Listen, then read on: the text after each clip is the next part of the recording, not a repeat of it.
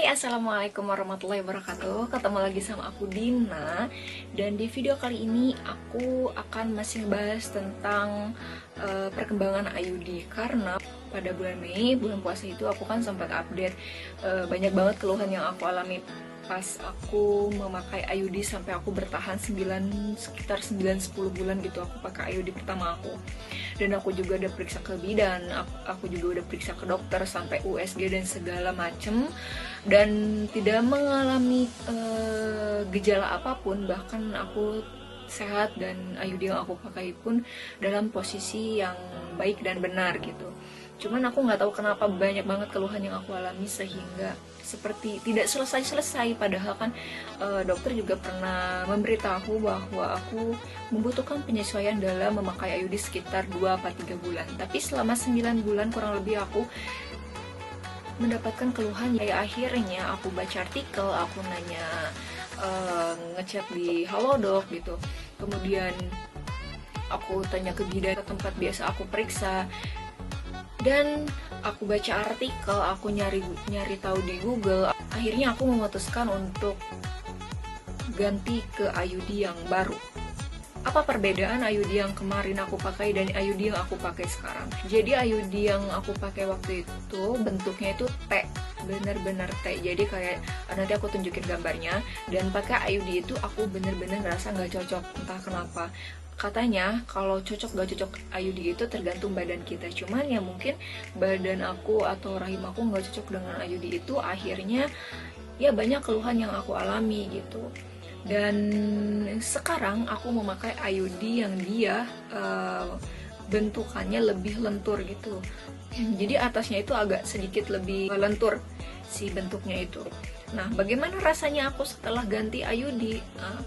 Setelah aku ganti IUD ini, alhamdulillah sampai sekarang aku memakai IUD itu aku tidak mengalami keluhan apa-apa seperti yang dialami pada sebelumnya gitu. Jadi memang aku nggak tahu apa pengaruhnya, apakah karena dia bentuknya lebih lentur dan ke rahim akunya agak sedikit lebih ramah gitu. Aku nggak tahu apa alasannya, tapi setelah aku ganti IUD itu aku tidak mengalami banyak keluhan.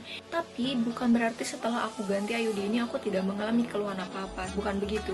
Cuman ini lebih ke normalnya gitu. Kalau misalnya keputihan memang ada, ngeflek memang ada gitu. Dan aku mendapatkan beberapa pertanyaan dari kolom komentar aku di video sebelumnya bahwa katanya ada yang memakai IUD yang sama pun mengalami keluhan seperti aku, pendarahan dan ngeflek dan lain sebagainya. Akhirnya dia mengganti. Kemudian ada juga yang dia pakai IUD kemudian berpengaruh kepada badan dia, seperti dia menjadi kurus atau menjadi gemuk gitu. Setahu aku nih ya, yang aku baca dan yang aku tangkap dari beberapa orang yang sudah bicara ke aku, yang aku tahu bahwa IUD itu tidak berpengaruh ke hormon gitu, seperti ke berat badan atau bikin jadi jerawatan, itu kayaknya nggak berpengaruh gitu. Karena yang aku tahu KB yang mengganggu hormon itu ya kayak suntik, terus kayak pil KB gitu. Nah itu memang dia masuk ke darah gitu. Jadi dan ada efek sampingnya gitu. Bukan aku menakut-nakuti, dan itu juga kembali lagi ya kepada badan orang masing-masing. Memang mungkin ada orang yang memilih untuk pil KB atau enggak KB suntik sebagai alat kontrasepsinya karena mungkin dia takut untuk memasang IUD gitu. Cuman dia tidak mengalami keluhan apa-apa gitu. Pada dasarnya karena dia mengganggu hormon gitu, jadi dia tuh kita nggak tahu nih ya, memang untuk saat ini mungkin nggak kerasa apa-apa efek sampingnya, tapi kita nggak tahu untuk jangka panjangnya gitu. Misalnya kita nunda kehamilan nih sekitar 5 atau 10 tahun gitu. Nah kita nggak tahu di kondisi badan kita itu seperti apa ketika disuntikan terus menerus gitu obat-obatan itu. Nah seperti itu teman-teman.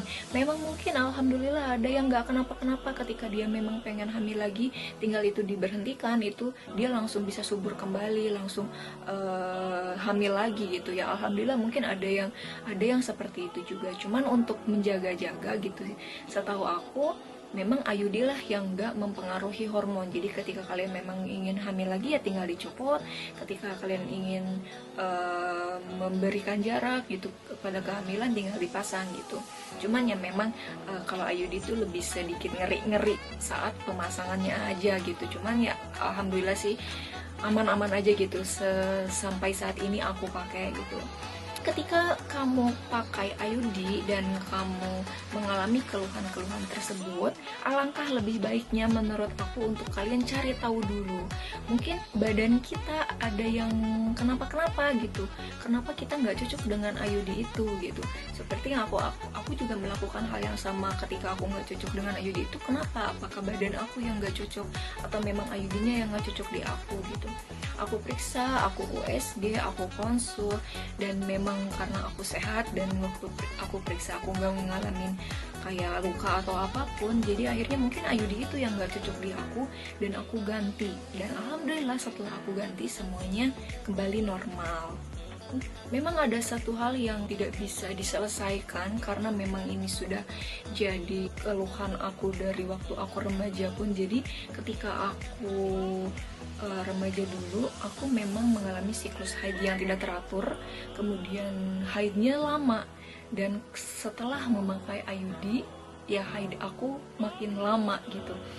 Katanya kalau kita pakai IUD itu memang siklus haid akan lebih panjang dan lama, dan aku belum nyari tahu itu kenapa gitu penyebabnya, cuman intinya itu aja. Dan karena yang pertama siklus haid aku sebelumnya memang sudah lama, ditambah pakai IUD makin aja lama. Cuman ya untuk sejauh ini ya normal-normal aja gitu.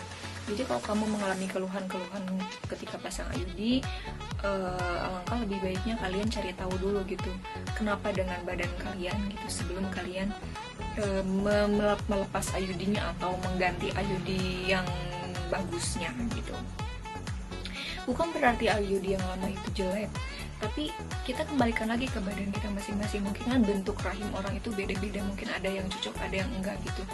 Dan saat ini setelah aku pakai IUD yang saat ini ya alhamdulillah aku tidak mengalami keluhan apa-apa. Tapi memang meskipun aku udah ganti ke IUD yang baru, siklus haid aku itu tetap panjang, tetap lama aja, dan haid aku tetap tidak teratur gitu teman-teman. Dan ya inilah jawabannya, akhirnya aku memutuskan untuk ganti IUD karena aku tipikal orang yang males untuk terus-terusan melakukan sesuatu yang sama gitu, kayak suntik kan harus 3 bulan sekali atau sebulan sekali, dan apalagi pil harus setiap hari gitu. Dan kalau IUD itu kayak sekali pakai cukup tunggu beberapa tahun, kalau misalnya ada keluhan baru kontrol ya, hal-hal seperti itu. Jadi meminimalisir kegiatannya agak sedikit mengganggu. Nah gitu dulu video kali ini teman-teman, semoga bermanfaat buat kalian dan semoga menjadi informasi yang baik untuk kalian jika mengalami keluhan yang sama kayak aku. Ya, bye. Assalamualaikum warahmatullahi wabarakatuh.